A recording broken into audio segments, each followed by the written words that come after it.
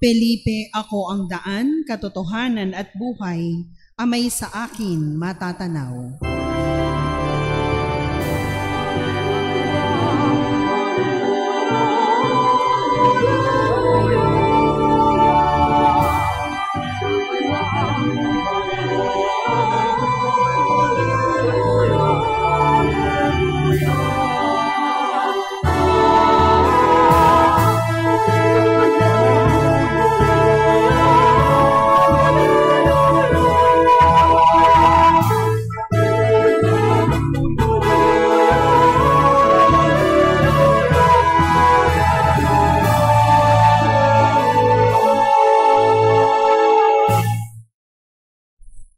Sumainyo ang Panginoon. At sumainyo rin. Ang mabuting balita ng Panginoon ayon kay San Juan. Papuri sa iyo, Panginoon.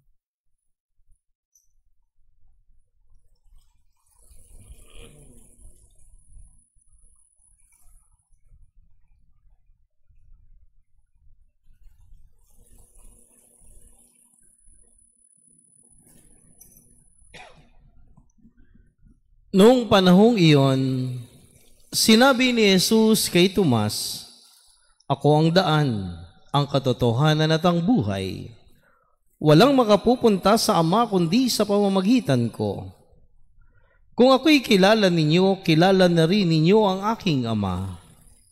Mula ngayon, ay kilala na ninyo siya at inyong nakita." Sinabi sa kanya ni Felipe, "Panginoon, ipakita po ninyo sa amin ang Ama at masisiyahan na kami." Sumagot si Jesus, "Matagal na niyo akong kasama, Felipe. Di yata't hindi mo pa ako nakikilala. Ang nakakita sa akin ay nakakita na sa Ama. Bakit mo sinasabing ipakita mo sa amin ang Ama? Hindi ka ba naniniwalang ako'y suma sa Ama at ang Ama'y suma sa akin? Ang mga salitang sinasabi ko ay hindi ko sinasabi sa ganang aking sarili. Ang Amang suma sa akin ang gumaganap ng kanyang mga gawain. Maniwala kayo sa akin. Ako'y suma sa Ama at ang Ama'y suma sa akin. Kung ayaw ninyong maniwala sa sinasabi ko, maniwala kayo dahil sa mga gawang ito. Sinasabi ko sa inyo, ang nananalig sa akin ay makagagawa ng mga ginagawa ko at higit pa rito, sapagkat pupunta na ako sa Ama, at anumang hilingin ninyo sa Ama sa aking pangalan ay gagawin ko, upang maparangalan ang Ama sa pamamagitan ng Anak. Gagawin ko ang anumang hilingin ninyo sa pangalan ko." Ang mabuting balita ng ating kaligtasan. Pinupuri ka namin, Panginoong Hesukristo. Magsiupo po ang lahat. Sinasabi ko sa inyo, ang nananalig sa akin ay makagagawa ng mga ginagawa ko at higit pa rito. Magandang gabi po sa inyong lahat. Noong 1990, ako po ay nagtapos ng 4 na taong kurso dito po sa Old CIC. Diyan po ako graduate ng mga panahong iyon. Nung matanggap ko po yung aking diploma, hindi ko alam kung ano yung nararamdaman ko. Parang may kulang. Parang may hinahanap akong hindi ko alam. Sa pamamagitan ng pagdarasal, lumutang po doon muli na nariwa sa aking isip yung buhay pagpapari. Kaya po, nung ako ay magpaalam sa pari na nagpaaral sa akin, nasabi ko ay ako'y papasok ng seminaryo. Alam po ninyo ang sagot, "Nahihibang ka na ba?" Kasi po kilala niya ako. Pangalawa, nagpaalam po ako sa aking mga magulang. Iba't ibang reaksyon. Pero may mga sumusuporta naman, tulad ng aking ina at ng aking ama. Iisa ang sinabi, "Kaya mo yan, magpakabuti ka." paghusayan mo, magsipag ka. Pero yung mga kaibigan ng mga nanay at tatay ko na punong-puno ng negatibo, pagiging negative, narinig ko, sinasabi nila, naku, hindi kaya niyan. Luko-luko yan. Sorry po doon sa word na ginagamit nila nung araw. Bugok yan. Di po ba itlog lang ang bugok? Nabilang ko sa itlog na bugok. Bugok yan. Yun po mga term na ginagamit ng matatanda nung araw pag busit na busit sila. Inis na inis. Pag ganun, sasabihin, bugok yan. Naku, hindi totoo yan. Hindi kaya niyan. Labandera yung nanay niyan. Yung tatay niyan, driver lang ng jeep sa Mayon. Hinusgahan yung aking pagpapari. Hindi pa nga nagsisimula. Masasama na yung naririnig ko. Alam po ninyo, kung nung mga panahong iyon, nawalan ako ng loob, baka wala kayong magandang lalaking pari nakaharap ngayon. Kung nasira yung loob ko sa mga negatibong sinasabi nila, hindi kaya yan, mahina ang ulo niyan, anak yan ng mahirap, hindi kaya magpaaral. Yun po yung dinala ko noon na naging inspirasyon. Pero hindi nga pala madali. Dahil pag dumaranas ng hirap, lalo na sa pag-aaral, minsan sumasagi sa isip ko, tama yata yung mga kaibigan ng nanay ko. Mukhang hindi ko kaya. Mukhang hindi ako para doon. Pero pinanghawakan ko yung sinasabing may grasya sa pagtawag ng Diyos. At lalong may grasya sa pagsunod sa kalooban ng Diyos. Yung grasya po ang aking hinanap, yung aking pinanghawakan nung matagpuan ko. Kasi po, may mga tao na alukin mo sa paglilingkod, ang kahinaan nila ang pinanghahawakan, ang ginagawang batayan. Marahil narinig nila sa ibang tao o maraming narinig nila sa kanilang mga kaibigan. Kaya pag inaya mo maglingkod, anong kakatwiran? Naku, huwag na, hindi ko kaya yan. Hindi naman ako nag-aral. Hindi naman ako mayaman. Para bagang ang pagtawag ng Diyos, basihan yung pera, basihan yung karir, basihan yung titulo na nadagdag sa kanilang pangalan. Kasi nga po, ito yung umiiral. Dahil may mga tao naman na naglilingkod na punong-puno ng kanilang sarili. Masyadong bilib sa sarili. Sasabihin sa sarili, ay kaya ko yan. Dapat ako ang namuno niyan eh. Dapat yung posisyon na yan sa akin. Minsan po, sa dalawang mukhang ito, nawawala yung picture. Nawawala yung mukha ng Diyos. Nawawala yung grasya ng Diyos. Alam po ninyo, kahit tayo, may pinakapangit na nakaraan, may pinakapangit na kahapon, makasalanan at madilim na kahapon, patuloy tayong tinatawag ng Diyos. May grasya ang Diyos sa pagbabagong buhay. May grasya ang Diyos sa lahat ng tumutugon sa Kanya. At yun ang sinabi sa huling bahagi ng Ebanghelyo na ating narinig. Mamaya po'y uulitin natin. Pero higit pa man din doon sa mga taong naglilingkod, huwag nating akalain na tayo kaya nakaposisyon, na kaya tayo may kapangyarihan dahil mas banal tayo sa ibang tao, dahil mas nag-aral tayo sa ibang tao, dahil mas malaki ibinibigay natin sa simbahan sa kawang gawa. Hindi po yun. Hindi tayo tinawag ng Diyos dahil tayo mahusay, banal, maraming pera, mahusay, at talaga namang edukado. Hindi po yun ang basihan ng pagtawag ng Diyos. Lahat tayo bilang binyagan ay tinatawag ng Diyos bilang Kanyang lingkod. Dahil sa paglilingkod, ito'y daan ng kabanalan. Ito'y tanging daan patungo sa Diyos. Patungo sa pagpapabanal at pananatili ng kabanalang mayroon sa atin. Kita po ninyo, ano ang katibayan? Una, sa Ebanghelyo na ating narinig. Ano ang sabi ni Jesus kay Tomas? Sabi niya, ako ang daan, ang katotohanan, at ang buhay. Walang makapupunta sa Ama kundi sa pamamagitan ko. Tingnan niyo po yung mga alagad sa pangunguna ni Pedro. Si Pedro sablay lagi. Ano ang sabi ni Pedro nang ipinapahayag ni Jesus ng anak ng tao ay kailangan magbata ng maraming hirap, mamatay, magpakasakit, ipako sa krus at muling mabuhay? Ano ang sabi ni Pedro? Panginoon, hindi po pwede yan. Ang tagal ka naming hinintay. Walang mangyayari sa iyo. Ako ang bahala. Kaming bahala. Ano ang sabi ni Jesus? Oh, come on, Pedro.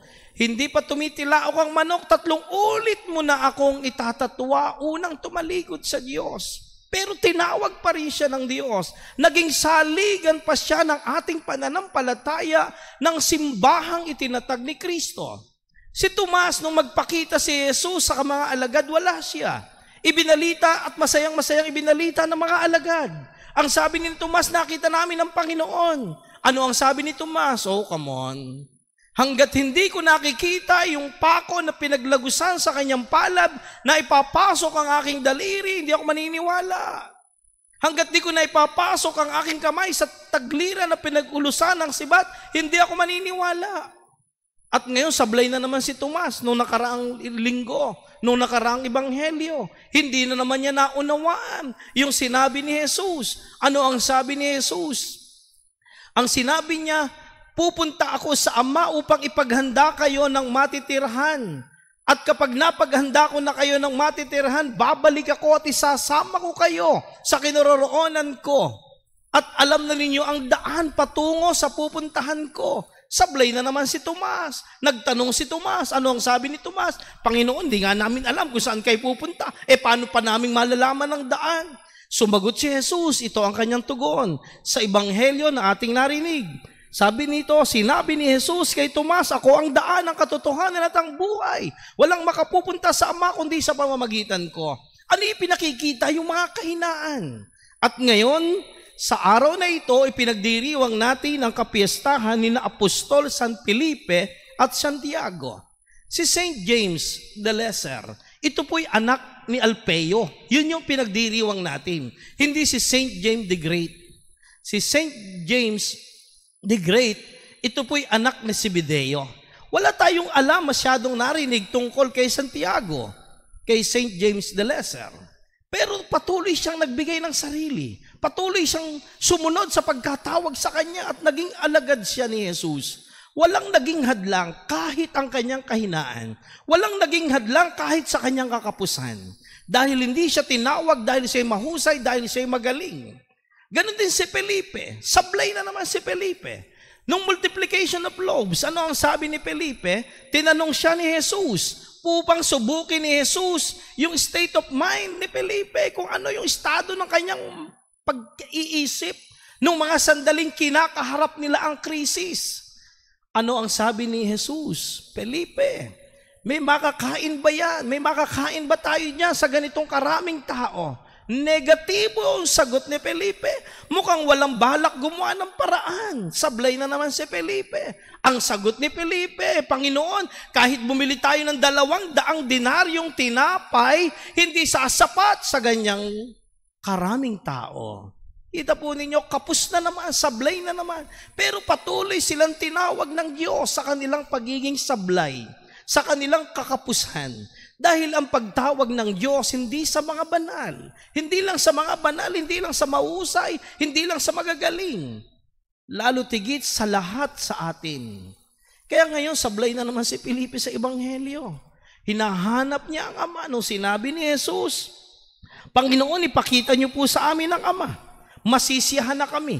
Bakit? Saan nanggagaling si Felipe? Sabi rito, walang makapupunta sa Ama kundi sa pamamagitan ko. Kung ako'y kilala ninyo, kilala na rin ninyo ang aking Ama. Mula ngayon ay kilala niyo siya at inyong nakita. Abay, ang sagot naman ni Felipe, Panginoon, ipakita niyo po sa amin ang Ama. Masisiyahan kami.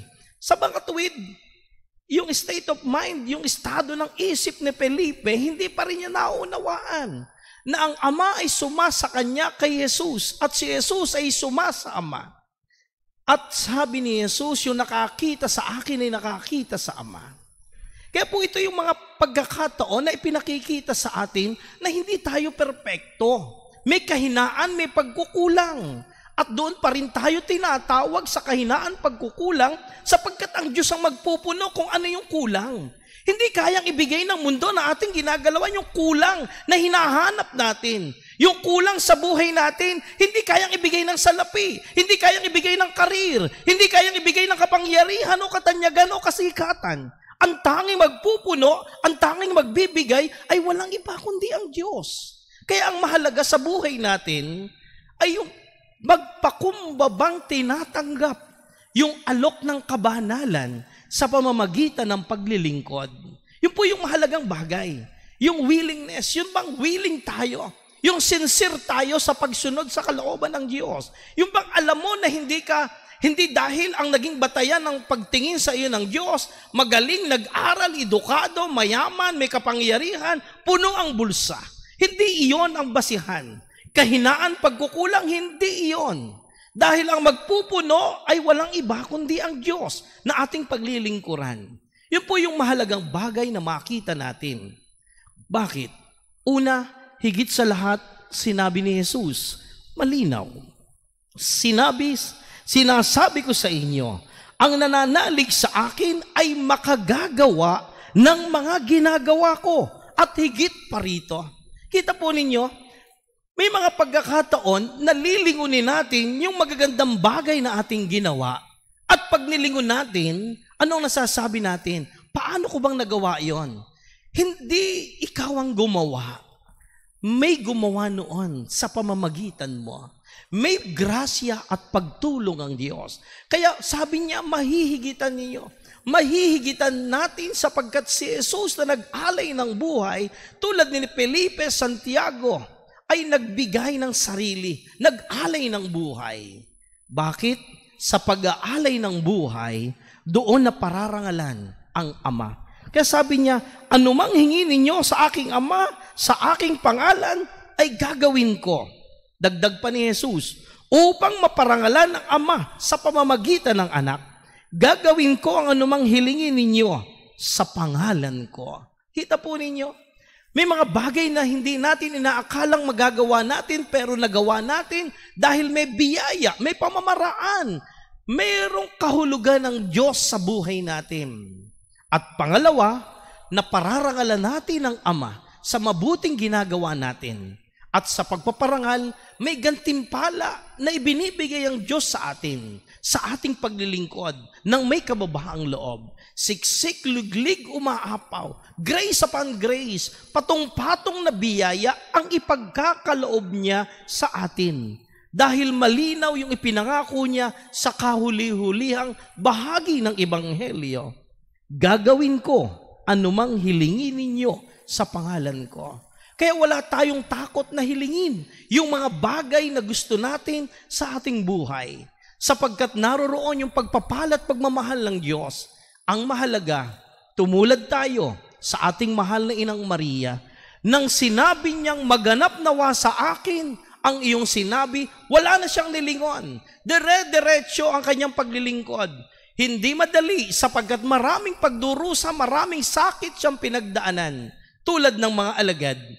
Pero ang lahat ng sakit, pagdurusa, hirap na ito ay hindi naging sagabal para tumugon sa kalooban ng Diyos. Kaya hilingin natin ang panalangin ng ating mahal na Ina. Nawa sa pang-araw-araw nating buhay ay maibigay natin ang ating matamis na oo sa Diyos. Yung ating pagsang-ayon sa Kanyang kalooban. Yung pagbibigay ng ating sarili ng may kababaang loob at may pagtitiwala na tayo'y gagabayan niya sa anumang aspeto, sa anumang uri ng ating paglilingkod sa kapwa. Sa larangan ng paglilingkod, sa larangan ng pagtawag ng Diyos, naroon ang biyaya. Naroon din ang biyaya sa pagtugon. Mahalaga, totoo ba tayo? Mahalaga, sumasang-ayon ba tayo? Sapagkat kung totoo tayo sa ating sarili, sa paglilingkod sa Kanya, ng may kapakumbabaan, malinaw na sinasabi ni Jesus, magagawa natin yung mga bagay na hindi natin inaakalang magagawa natin. Magagawa nating magmahal, magagawa nating magpatawad kahit sa mga taong mahirap patawarin, magagawa nating magbigay kahit sa gitna ng kahirapan, kahit sa gitna ng kakapusan ng kasalukuyang buhay, na kapag bibigay pa tayo, sapagkat sa pagbibigay natin, pagmamahal at pagpapatawad, doon natin na pararangalan ng Ama, at ang Ama ang siyang tutugon at magbibigay sa atin ng lahat ng ating hinihiling at ninanais sa buhay. Amen.